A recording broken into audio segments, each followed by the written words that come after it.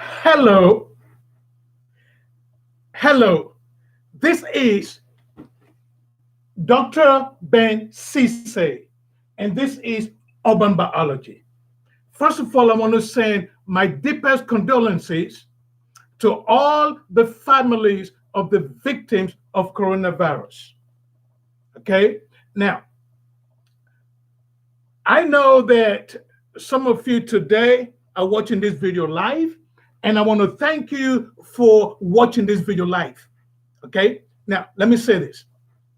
I know coronavirus wants to stop you from learning biology. It wants to stop me from teaching biology, but that will never happen. Okay? I am excited about biology, and I know that you are excited about biology. However, before you start watching this video, I strongly recommend that you pause the video if you can. Go get yourself a pencil, go get yourself a pen, go get yourself a notebook. Why? Because this is a biology teaching, interactive teaching video. All right. So are you ready? I'm ready. I hope you are. Okay. So here we go. Okay. So the goal for today is to learn about Mendelian genetics. The goal is to learn about Mendelian genetics. So write this word, these two words down. Mendelian genetics. That is going to be the goal. All right. So write those two words down. Okay, I'm excited, really excited about biology. I hope you are. Coronavirus is not going to stop you. Coronavirus is not going to stop me. Okay, so look very carefully. Oh, by the way, this is my classroom. Okay, does not remotely look like the classroom that you've been used to, but I try to improvise. Why? Do not look at the setup in this classroom, but look at the content. That's the important thing. Okay, are you ready? Okay, so Mendelian genetics. Two words. So now we're going to take those two words, we're going to separate it in two so you can understand what Mendelian genetic is. Okay. First, let's start with genetics. So go down in your notes, go down in your notebook, and I want you to write the word genetics. So go down in your notebook and write the word genetics. Okay. Look at it very carefully. It says genetics. Okay. So what exactly is genetics? Now, you don't have to be what do you call it, genetic engineering for you to know what the word genetic means. Look at it very carefully. Genetic is the study of genes. You get it? What is genetic? That's right. Genetic is the study of what? Genetic is the study of genes. Okay, but what are we doing with the genes? Why are we studying the genes? We are studying the genes to see how those genes are transferred from parent to offspring. Let me repeat. So, what is genetic? Genetic is the study of how genes are transferred from parent to their offspring or their children. Okay, so that's what genetic is. Now, I want you to draw an arrow pointing down, draw an arrow that's coming down from the word genetics. Draw an arrow that's coming down from the word genetics. Okay, draw an arrow. Boy, I'm so excited. You know, I have that passion for education. Education has always been in my blood. It will never leave my blood. So, coronavirus or not, I am going to teach you how to understand biology. Okay, but you have to be part and parcel of the process. You have to follow my directives. Okay, here we go. So, genetic, we said, is the study of genes. Genetic study of genes. Okay. Now, from that word genetic, we extrapolate the word gene. So write the word gene down. So what exactly do we mean by gene? So listen carefully. Listen carefully. A gene is a section of DNA that holds the code for making different parts of living things. I don't think you heard that. So let me say it again. So what is a gene?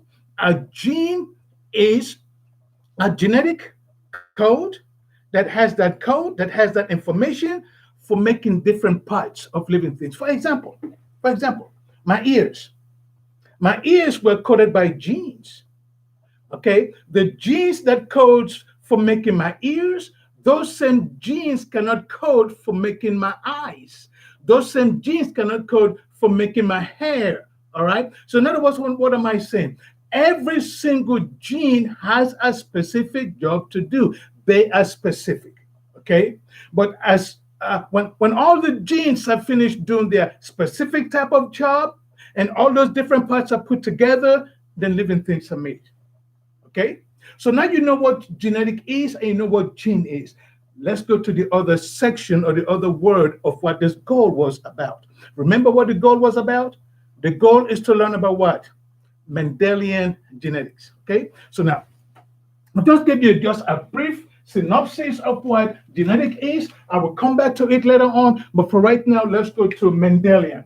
So go in your notes and write the word Mendelian. Mendelian. Okay, so what is Mendelian? Mendelian, actually, that's a word that originates from the guy who is often called the father of genetics, and that guy's name is Mendel. Mendel was an Austrian monk, okay, who studied pea plants to see how traits are passed on from their parent pea plant to their offspring. Okay, so today Mendel is being called the father of genetics. But let me say this: before Mendel, there were also other scientists who tried to do experiment to show how offspring get their genes from their parents, but they were not called the father of genetics. So why was Mendel dubbed as the father of genetics? The only reason why Mendel is considered today, even up to today, considered the father of genetics is because he mathematically studied pea plants to show how the transfer genes from parent to offspring. Okay, so he did scientific experiment, did like what we call a scientific method type of experiment, okay, to try to show how plants can transfer the genes from parent to offspring. So that's why it's called the father of genetics. So right now, Mendel is the father of genetics. Why? Because he scientifically, because he scientifically studied how genes, in his time, he did not call it genes, he called it factors. Okay, so he scientifically studied how genes are transferred from parent to offspring. How genes are transferred from parents to offspring. Okay, so I'm gonna give you a chance for you to go ahead and copy that. So that's the work of Mendel. So basically, what he did was he studied how genes, call them factors at that time, how genes or factors are transferred from parent to offspring. Okay, now I hope you have a chance to copy that because I have limited time. Okay, so now this is what happened. After he did his experiment, this is what he did. He came up with three important laws that every biology student must understand and know. Not only should you know it for exams in your classroom, but also for standardized testing. All right. So, what are the three laws that Mendel came with? First, he came up with what is called the law of dominance. Second, he came up with a law called the law of segregation. And third, he came up with a law called the law of independent assortment. All right, let's go back and review just to make sure. Let's go back and review. Do you recall what the goal for this video is? Can hear you. Remember, this is an interactive biology tool. So from time to time, I'll be stopping and asking you questions. Okay. I know I'm not there to give you feedback, but I will pretend like I am there. So I will always give you feedback. Okay. So what's the goal for today for this lesson? Is to learn about Mendelian genetic. Two words, Mendelian genetic. First, we'll talk about genetic. What's genetics? Study of how traits or genes are passed on, go ahead, from, that's right, from parent to their offspring or to their children. Okay? The key word in genetic is what? Genetic. You got it? Genetic. What's the key word? You're right, genes. So what are genes? Do you recall what genes are? You're going to study Mendelian genetics, so you need to know what genes are. So what are genes? That's right. Genes are a section of DNA. So in your biology class, you've been told that DNA has the code for making living things, right? That code is called genes. Okay, so genes has the code for making different parts of living things. My hands, okay, are possible because the genes has the code just to make my hand or my fingers. I also have specific genes just to make my nose and my mouth in different parts of my body. Okay. All right. So now we know what genes are. The next we talk about Mendel. Who's called the father of genetics? Mendel. What type of plant did Mendel study? Pea plants. Okay. So Mendel studied pea plants. Did Mendel know what genes were? The answer is no, emphatically no. He called them factors. He did not have a clue what genes were. Today we call them genes. Okay? All right. So now we know a little bit about Mendel. Okay? So now we're going to delve into the three laws of Mendel. Are you with me? Okay, here we go. Can anyone tell me what those three laws are? I said it earlier. Let me see who's been thinking. What are the three laws of Mendel? That's right, the law of dominance. Yeah, the law of segregation. You guys are smart. Boy, yeah, you just blow my mind off. Exactly right. So the three law of dominance, law of segregation, and the law of independent assortment. All right. So first, let's learn about the law of dominance. So go down in your notes and write down law of dominance. Okay. Go down in your notes and write down the law of dominance. So after Mendel experimented with these pea plants, after he had his results and came up with a conclusion, he had three important conclusions from his experiment that he did with pea plants. One of the conclusions was that some of the traits, some of the genes that he studied were dominant over others. And he also said that before you can or parents can give their genes to their offspring, first they have to separate, process of segregation. And each of the gene independently assort so that each of the offspring have genes that are not identical to the other. All right. Okay, so let's go. So now write down law of dominance. Okay, law of dominance. Keyword. Make sure you underline that word dominance. Okay, the law of dominance. All right. Now think about the word dominance. Okay, I want you to think for a minute about what the word dominant means. Dominant simply means overpowering. Okay, overpower. All right. So if I have a dominant individual on this side and a non-dominant, which is also called recessive, on this side. So if I have a dominant on this side and I have a non-dominant, which is also called recessive on this side, put them together. Do you know which one will actually be show? Which one do you think you will see if I have a dominant and a recessive? It's the dominant. But why? First, let's talk about expression. Expression. All right, here we go. Please listen very carefully. What expression means. Expression simply means what you can see. If I say express yourself, it means I want you to show out. Okay? Tell me what you got. You got me? Genes also have expression. Expression is what the genes have, and the only way you can know that the genes has expressed itself is what you see. So when you see my nose, when you see my eyes, when you see my ears, when you see my mouth, when you see my teeth, it's the result of the action of genes. Okay? So first, that's what you need to know, the word expression. Okay? So when genes have acted and they've done their job and they produce a certain part of your body, then we say that gene has expressed certain characteristics of you. All right? So that's it for expression. So now let's go back to the law of dominance. Okay, what the law of dominance is saying, according to Mendel, there are two factors responsible for your trait. Trait is what you see. When I'm standing in front of you right now. What you're looking at is my trait. Okay, so what is the trait? Is your physical appearance. And what is responsible for your physical appearance? Genes. And how many genes did Mendel say are responsible for your physical appearance or your trait? Two genes. Everyone got me? So what are those two genes? According to Mendel, the law of dominance, according to Mendel, one of those genes is called the dominant gene. So write the word dominant with one of your colored pencil.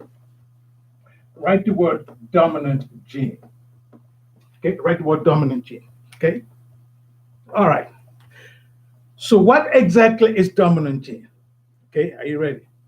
I'm sure most of you know what dominant is, but let me just go ahead and uh, and try to explain it a little bit more, so this way you can have a better understanding of what it means.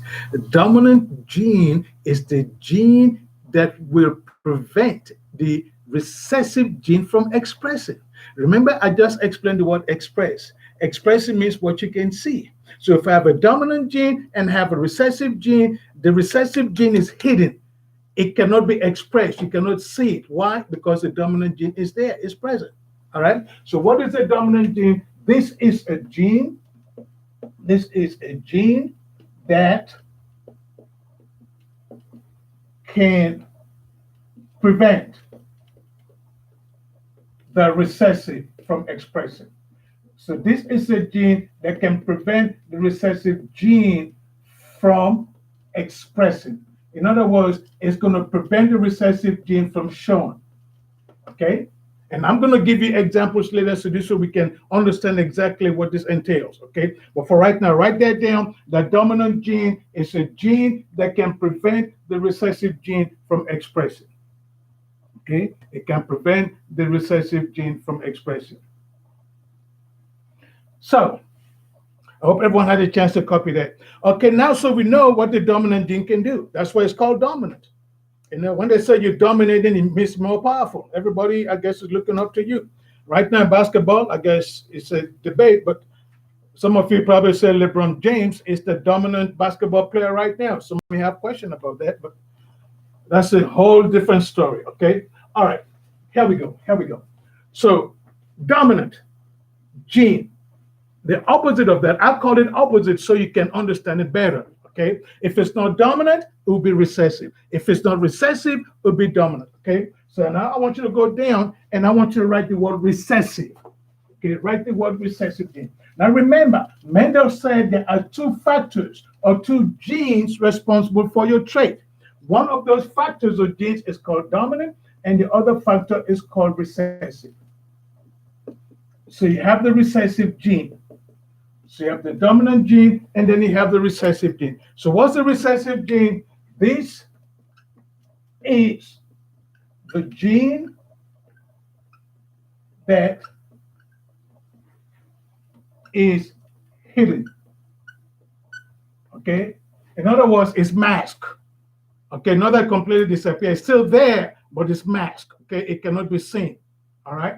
So when can you say this is the gene that is hidden and can only be expressed and can only be expressed or can only be seen when dominant is absent.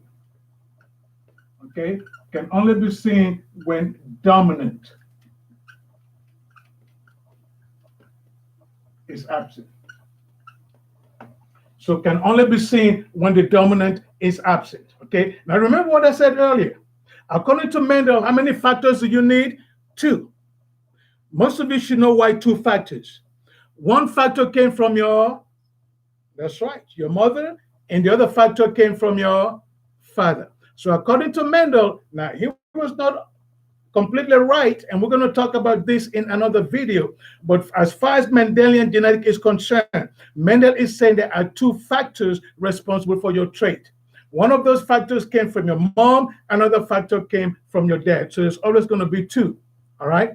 So for recessive, you're going to need two of these factors, and I'm going to explain it in a few minutes so you can understand it. So for recessive, you're going to need two of these factors or two of these genes in order for that trait to be expressed. It's the same thing with dominant.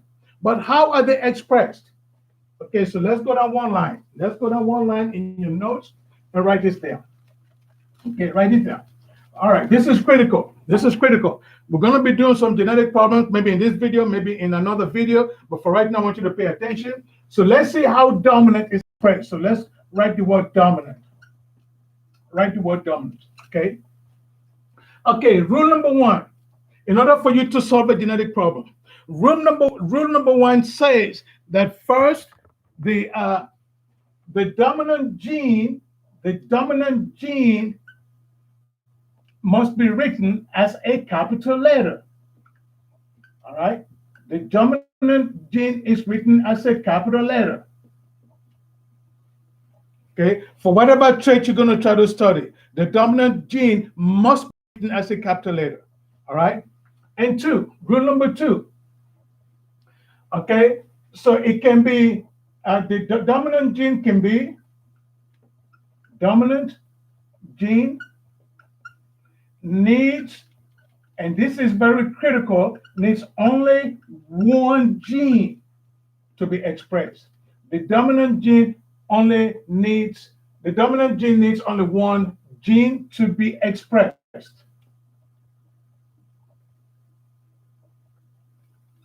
So only need one gene to be expressed. I know some of you probably have a slight clue about what I mean by that. When I say dominant gene only needs one gene to be expressed. Let me give you a heads up. We said earlier that in order for traits to be passed on according to Mendel, you need to have two, right? Two genes for a trait, all right? But as far as the trait is concerned, to be expressed, dominant, you only need one, okay, of the gene for you to see the expression of that trait. You don't need two genes, okay? So let's try to see what that means. I hope everyone got a chance to copy that. Let me leave that on there for just a minute. Let me leave that there for just a minute. Okay, so now we're still under dominant. We're still under dominant. Stay with me, okay? Please stay with me. Please stay with me. All right. So now we're still under dominant. We're still under dominant. So let's see how dominant only needs one gene for it to be expressed. Okay. So let's say example. Example, height in planes. Let's look at this example, height in planes. Okay, so height in planes, we have two different types, according to Mendel, two. All right, so the two traits that you can find in height of planes, it can be tall or the plane can be short. I hope everyone's with me so far. All right, so as far as height in planes is concerned, all right, the height of the plane can be tall or the plane can be short. And let me say this right away.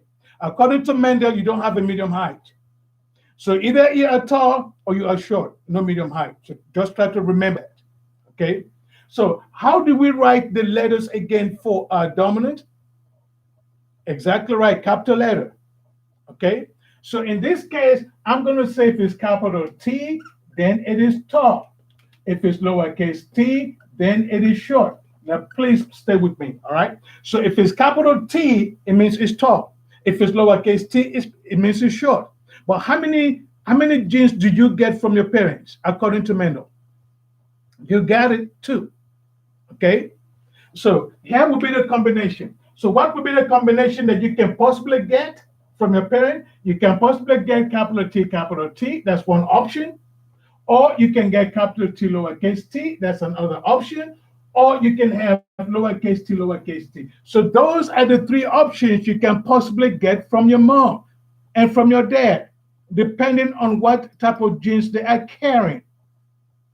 Let me repeat again. So these are always the three options. It doesn't matter. According to Mendel, it doesn't matter for what type of trait, but those are the only three options of trait that you can get from your parents. Okay, now let's look at those three very carefully. Look at it very carefully. This is A, that's B, and that's C. Look at it very carefully. Tell me, which of those, A, B, or C, let's say those are offspring, those are three different types of trees. Which trees are tall, and how did you know? Is tree A tall? Of course it's tall. Why? Because we says capital T equals tall. All right. Now, how many T's do you see here? Two. So it's tall. How about B? Is it tall? Is this tree tall? Yes. Why is this tree tall? Because it has at least a what? A capital T. So that's what we meant when I said that it only needs one gene for that trait to be expressed. It does not need two. Now it needs to, for tree A, yeah, you have two of them, At least one of them is, both of them are capital letter, so obviously that is dominant. What most students sometimes get confused is the capital T and the lowercase t. They are more inclined to say that this tree is medium height. No. According to Mendel, you're either tall or you're short. So this tree is tall. Why is this tree tall? Because we say capital T equals tall. This tree is short. So everyone look at it very carefully. When is the only time any organism can carry the recessive trait? When is the only time? This is recessive because both are lowercase. So when is the only time organism can carry a recessive trait? Look at it very carefully. All right, here's the answer. The only time any organism can carry the recessive trait when the dominant gene is absent. Okay, when the dominant gene is absent. So now let's go to the recessive trait. All right, let's go to the recessive trait. I hope I have explained dominant trait in a way that you can understand it. All right, let's go to the recessive trait. So for recessive, so go down again one line, write the word recessive trait, recessive genes. Go down, write down recessive genes. For recessive genes, you write down these can only be expressed when dominant gene is absent. When dominant gene is absent. So that's the only time you can have a recessive gene appear. Okay? Only when the dominant is absent. Okay, here we go. Are you ready? Okay, critical thinking questions now. You have that written down? So recessive trait, no dominant, it will show up. Recessive trait, dominant, no recessive, it won't show up. Dominant, only need one, but you can have two. Okay? All right. Let's go to the next. Let's go to the next explanation. Okay, next. I want you to look at my scenario I have on the board and tell me which of these three parents or which of these three trees will have a tree that is short. Okay, I have three trees. 3A, capital T, capital T, capital T, capital T, cross with capital T, lowercase t, capital T, capital T, capital T, lowercase t. I have three different trees on the board. Which one do you think will have or produce an offspring that is short? A cannot. Yes, I know that the second tree is tall, and this is tall, so neither one is short. Okay. B cannot have an offspring that is short either. Why is that so? Because in order for them to have a short tree, both, you got me? Both parents has to carry the recessive gene. If they don't have the recessive gene, they cannot have a short offspring. So look at C. Do you see that C has the recessive trait? That's one recessive trait, that's another recessive trait. And because both parents are carrying the recessive trait, they have 1 out of 4 chance to have a recessive offspring. Okay? All right? We're going to do some genetic problems later on. Okay? All right, now, anytime you do a genetic problem, there are certain words that you have to familiar yourself with. Certain words you have to familiar yourself with. Okay? So let's go to those words that will help you solve genetic problems. One of those words comes from these 3 examples. You have capital T, lowercase t, lowercase t, lowercase t. What you see there is called gene combination. The letters are genes. You don't see the genes, but you see the expression of the genes. I said that earlier, and I hope you're trying to understand that. Let me say that again. What I have written on the board, capital T, lowercase t, and lowercase t, all of those are They are gene combination. The first one, gene combination, capital T, capital T. The second one, gene combination, capital T, lowercase t. The last one, gene combination, lowercase t, lowercase t. Are you with me so far? All right. Look very carefully on those three examples I have on the board. Which genes are the same? Exactly right. So capital T are the same for the trait, for the same trait. Capital T, lowercase t are different for the same trait. Both are height, both are tall, but these ones have the same gene for the same trait. This one have different genes for the same trait. And that trait is tall. And these have the same gene for the trait. So anytime we have genes that have the same trait, genes that produces the same, anytime we have genes that are the same and produce the same trait, we say those genes are homo. Okay? Think about homosexual and heterosexual. Anytime I use the word homosexual, it means the same sex. Anytime I use the word heterosexual, it means different sex. So homosexual means gene for the same trait. Okay? So write the word homo and write the word genus. So homogeneous, these are genes,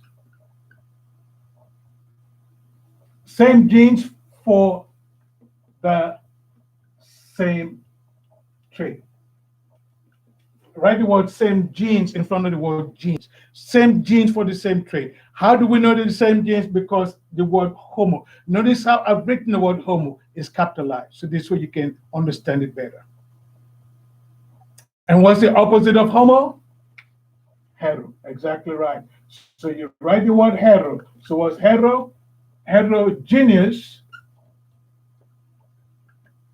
These are different genes. These are different genes for the same trait. Okay? Different genes for the same trait. That's called heterogeneous. All right. Now we're going to do at least 3 genetic problems, Mendelian genetic problems, and that's going to be it for this live video for today. If you have any comment, you have my web address, so just shoot me your comment. Okay? Now here we go. I hope you're ready. But before we do that, there are 2 more important words that we need to be able to learn. 2 more important words. Okay? You ready for review? I am ready and hope you are. I have the passion for education. Like I said earlier, it's in my blood and it's going to stay in my blood. When you're passionate for education, you help students be the best that they could possibly be. All right? Are you ready for this? Okay, here we go. First, the goal is to learn about Mendelian genetics. First, we talk about gene genetics. We said gene genetics, process with genes are passed on from parent to offspring. Then we said, who was the first guy? Actually, it's not the first guy, but who do we call the father of genetics today and why? Mendel. Why Mendel? Because he scientifically and mathematically calculated how genes are passed on from parent pea plants to their offspring. So he studied pea plants. And I gave you reasons why he studied pea plants. One, because pea plants are easy to handle. Pea plants can produce a whole lot. You see, when you're doing genetic studies, you want to get a variation of offspring, a large amount of offspring, so it can give you a better result. And 3, they are easy to cultivate. They produce a whole lot, easy to handle, and of course, they produce quickly, real fast. Okay? All right. Why was Mendel called the father of genetics? I just said it a few minutes ago. Yes, because he mathematically calculated how genes are passed on from parent to offspring. Okay? All right. Then we'll also talk about the laws, Mendel's laws. We talk about the law of dominance, and that's what we're still on. Okay, what's the law of dominance say? It says that there are 2 types of genes or factors. Mendel did not know they were genes, he called them factors. It said one gene, the gene that can prevent the other gene from expressing is called the dominant gene. And we said the dominant gene can be written as a capital letter. And we also said that you only need one capital letter for that dominant gene to be expressed, for you to see it. Okay? And also, we said the variation of dominant or the other part of dominant would be recessive. What's recessive? Recessive simply means that these are genes that can only be expressed if the dominant is not present. This would be like a good analogy, would be like a cat and mouse. The cat will be dominant. As long as the cat is there, you cannot see the mouse. As long as the cat is not there, then you see the mice. All right? Okay. The next we talk about we talk about homogeneous. Best way to remember that is a prefix homo. Homo means same. So those are the same genes for the same trait. Okay. Heterogeneous, different genes for the same trait. All right. Okay. So like for instance, capital T, that's homo. We already talked about that. So now I want you to go down one line and write down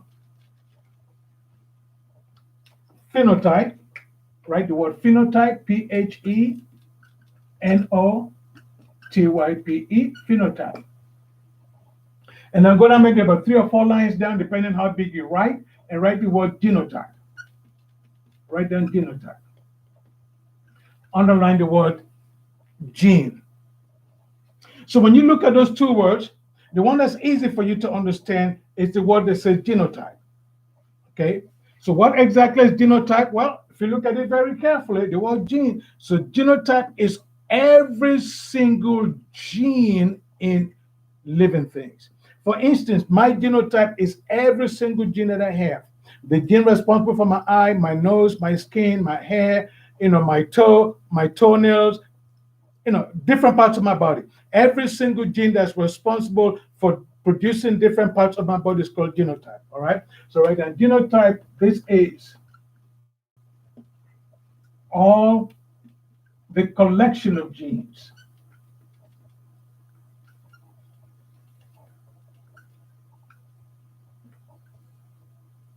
in living things. Okay. All the collection of genes makes up my genotype. My genotype is all the genes. Your genotype is all your genes. Who do you get your genes from? Your parent. So your parent contributed half. Remember, Mendel said two. So your parent contributed half. Your mom contributed half, and your mom and your dad contributed half. So all those collection of genes that you got from both parents gives you your genotype. Okay. Now your gene, because of the action of your gene, you're able to see the different parts that you're looking at right now. When you look at me, you're looking at the action of genes. All right. So what you're looking at is called my phenotype. You need to have the genotype first before you have the phenotype. So the genotype or the gene is going to produce your physical appearance. So phenotype simply means your physical appearance or your traits. Okay. When I look at you, what I'm looking at is your physical appearance or your phenotype. All right. Okay. So far, Mendelian genetics, there are 6 important words that you should already acclimate yourself with. First, we talk about dominant. Second, recessive. Third, homozygous. Fourth, heterozygous. Fifth, phenotype. And sixth, genotype. All of those terms, you need to be able to understand it. Why is that so? Because that will help you do what we call the Punnett square. Okay? If you don't understand those terms that I gave you, you're going to have difficulty trying to solve the Punnett square. Okay? So now let's go quickly to the Punnett square. Quickly to the Punnett square. All right. Write the word Punnett.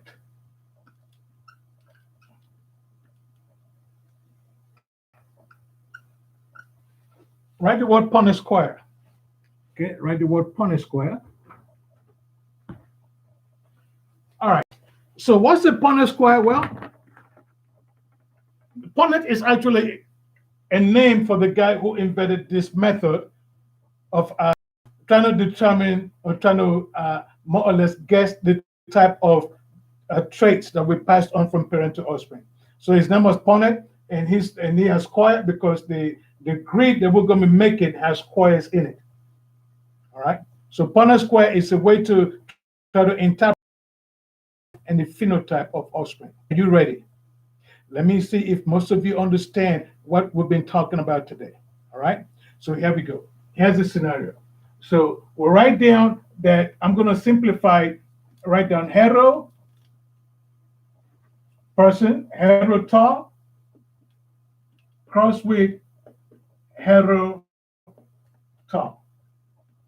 Because of space, so I'm just going to abbreviate heterozygous and the homozygous, okay? Because of space. So we have a heterozygous tall plant. You're going to cross it with a heterozygous tall plant, okay? So in your mind, you should know what hetero means. If you don't know what hetero means, then you cannot solve this problem, okay? So the what hetero obviously means different. Said tall. Which letter we're going to use? In genetic, we always try to use the first letter of the trait. In this case, the first letter is T. So we're going to stay with T. All right. And since the question is asking you what the heterotop means, so the heterotop, now remember, let me say this again. You always have three choices. You have this, you have that, and then you have that. Always three choices, always. Okay? Always three choices. But however, to do the Punnett square, you're only going to select two out of the three. So look at the first one. Look at the second one. Look at the third one. Which one do you think should come over here? Exactly right. Will be the hetero because it says hetero. So that's capital T, lowercase t. Okay. And which one will go over there? Obviously, they're the same. So this is also capital T, lowercase t.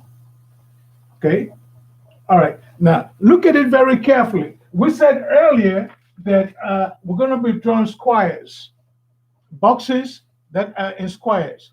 Somebody look very carefully at this. Mathematically, how many squares do you think I would need? How many letters do I have on this side? Two. This is multiplication times. How many letters on this side? So what's 2 times 2? 4. So now how many do you have? 4. So you're going to have 4 squares. Okay? Now, so let's see how all of this unfold now. So now we know how to set up the Punnett square, okay? So you know you're going to have 4 squares. So now let's see what type of genes will each of the children have, okay? Let's see what type of genes will each of the children have. So one parent is capital T, lowercase t. Another parent is capital T, lowercase t. So we know we're going to have 4 boxes. Okay, we're going to have 4 boxes. Okay, so here we go.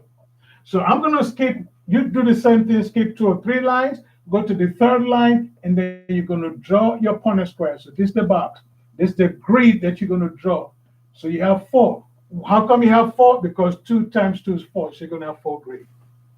Okay. One parent is going to be to the side of the box. That's the rule. One parent going to always be to the side of the box. Make sure you got a space between one parent and the side of the box. You do the same thing for the parent, another parent, the second parent over here. So this is one parent and that's one parent. Okay, so now they're going to have 4 kids. So now we're working in terms of probability. What is the probability that what type of genes? What's the probability that this child will be tall or that child will be tall? This will be short. We don't know. But the only way we can know whether this child is going to be tall or short, any of them going to be tall or short, is we got to separate those genes. So listen very carefully. The very first thing that must happen before any parent give their gene to their parent, the gene first has to separate. That's Mendel's second law called the law of segregation. Okay, so in order for this parent to give their genes to any of their 4 kids, they have to separate. So now they're going to separate what I'm doing. So now this T is all by itself and this T is all by itself. Notice at the top, the capital T and the lowercase t are like joined together. They're still dependent on each other. All right. Now, when they segregate, they have segregated independently, and there will be Mendel's third law. So, which means now they are stand alone. They are all by themselves. You do the same thing for this parent. So this parent too is going to separate. You have a capital T, and then you have a lowercase t. Now they're separated. Now they're ready to give their genes to their children. Okay. Let's look at the first T at the top. So where does this T go? These are their children. They got 4 children. So who does this T go to? This capital T goes directly to the children below it. Okay. So this capital T goes directly to the children below it. So this T, you have 1 and 3 below it. So therefore, 1 and 3 has the capital T. Same thing with this lowercase t. 2 and 4 are below the lowercase t. So this 2 has a lowercase t. That one also have a lowercase t. So we finish bringing the t's down from the top. Now we're going to take the t's across. Let's look at the first one. So this capital T is going to go across. So therefore, this capital T comes over here, and this one comes over here. Never, never write the same trait with the lowercase in front of the capital.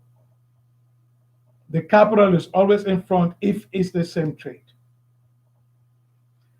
Okay, so now we got a lowercase t. You don't write a lowercase t like this. Wrong. It must always be, if it's the same trait, must always be to the back. There we go. Okay. Now, I don't have room to write this, so which means I need to explain, and you need to write down, or you need to listen very carefully. Okay. So now look at this grid very carefully. How many children from that box are tall? That's right. That's tall. That's tall. That's tall. How do you know they're tall? Because they have at least what? A capital letter. Remember we said earlier for dominant, they only need 1 capital letter. So this is tall, that's tall, that's tall. So you go to this side and write down 75% tall. 25% short.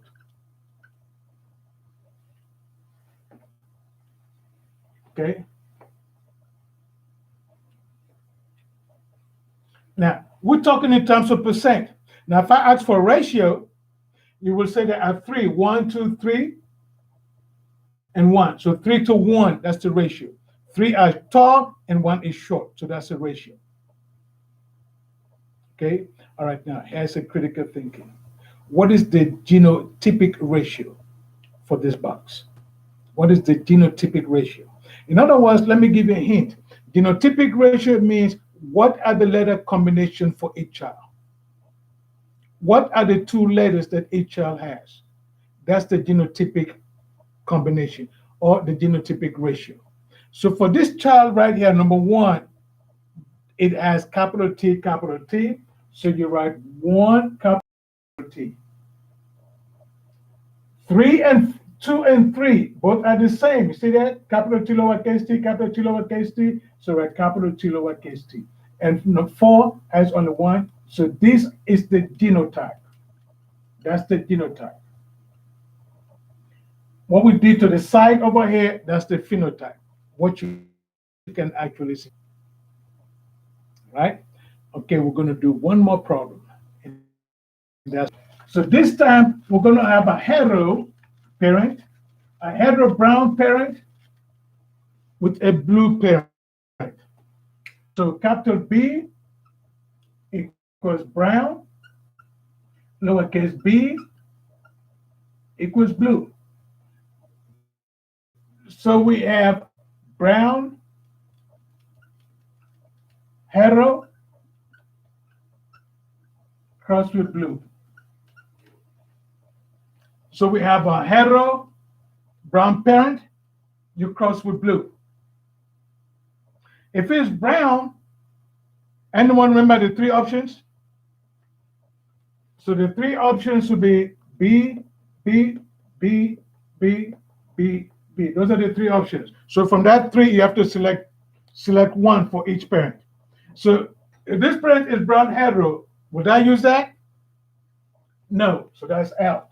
So what I will use would be capital B, and the set is blue. This is not blue. That's not blue. This is brown. That's brown. So even though I did not tell you whether it's hetero or homo, you should know automatically that this is blue. Okay. Okay, set up your Punnett square. How many squares do you need? That's right, 4 squares. 2 times 2. So you have 4 squares. So let's draw our 4 squares down here at the bottom. So I'm going to take one parent, put it up here, another parent up here. Now, for parent to give their genes to their offspring, what must first happen? Got it right. They must separate.